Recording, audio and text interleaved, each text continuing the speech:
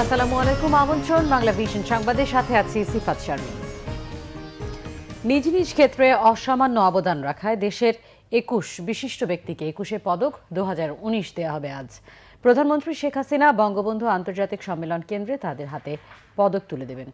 ২১ পদকের জন্য মনোনীতরা হলেন ভাষা আন্দোলনে অধ্যাপক হালিমা খাতুন মরণোত্তর, অ্যাডভোকেট গোলাম আরিফ টিপু, অধ্যাপক মনোয়ারা ইসলাম, সঙ্গীতে সুবীর নন্দী, আজম খান মরণোত্তর ও খায়রুল আনাম শাকিল, অভিনয়ে লাকি ইনাম, সুবর্ণা মোস্তফা ও লিয়াকাত আলী, চিত্রকলায় সাইদা খানম, চারুকলায় জামাল উদ্দিন আহমেদ, মুক্তিযুদ্ধে ক্ষিতীশচন্দ্র বৈশ্য, গবেষণায় ডক্টর বিশ্বজিৎ ঘোষ, ডক্টর মাহবুবুল হক, শিক্ষায় ডক্টর প্রণব কুমার বড়ুয়া, ভাষা ও সাহিত্যে রিজিয়া রহমান, ইমদাদুল হক মিলন, অসীম সাহা, আনোয়ারা সৈয়দ হক, মইনুল হাসান সাবের এবং হরিশঙ্কর জলদাস।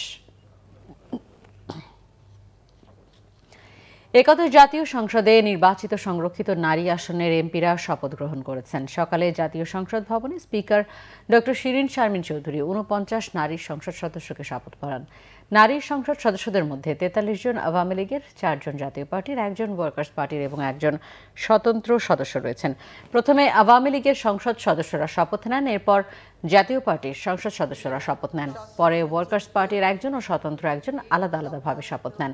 একাদশ সংসদ নির্বাচনে দলগুলোর প্রাপ্ত সাধারণ আসনের সংখ্যানুপাতে বণ্টিত নারী আসনে বিএনপির একটি আসন পাওয়ার সুযোগ থাকলেও দলটির নির্বাচিতরা এখনও শপথ নেয়নি বলে তাদের নারী আসন স্থগিত রয়েছে।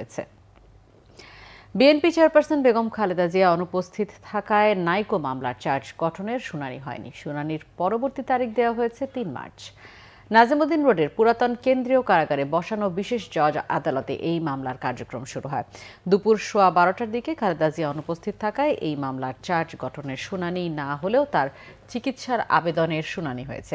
এ বিষয়ে পরে আদেশ দেওয়া হবে বলে জানান বিচারক। পরে অসুস্থ থাকায় বেগম খালেদা জিয়া আদালতে আসতে পারেনি বলে জানান তার আইনজীবী ব্যারিস্টার মওদুদ আহমদ। শুনানিতে খালেদা জিয়ার ব্যক্তিগত ডাক্তারদের দিয়ে পরীক্ষা নিরীক্ষা করিয়ে সুচিকিৎসার ব্যাপারে আদালত ইতিবাচক আদেশ দেবেন বলে আশা তার আইনজীবীদের। অন্যদিকে রাষ্ট্রপক্ষের আইনজীবী মোশাররফ হোসেন কাজল জানিয়েছেন, ঘুমিয়ে থাকায় বেগম খালেদা জিয়া আদালতে আসতে পারেননি।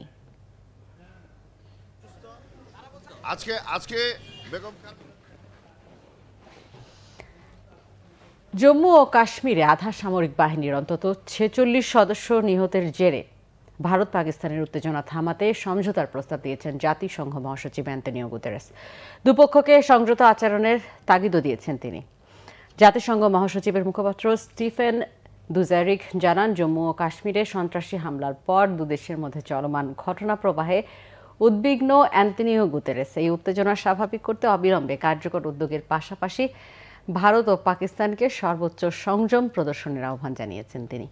এর আগে গুতেরেসের সাথে বৈঠকে জম্মু ও কাশ্মীর পরিস্থিতিতে সৃষ্ট উত্তেজনা ও সার্বিক পরিস্থিতি তুলে ধরেন জাতিসংঘে নিযুক্ত পাকিস্তানের প্রতিনিধি ডক্টর মালিহা লোধি।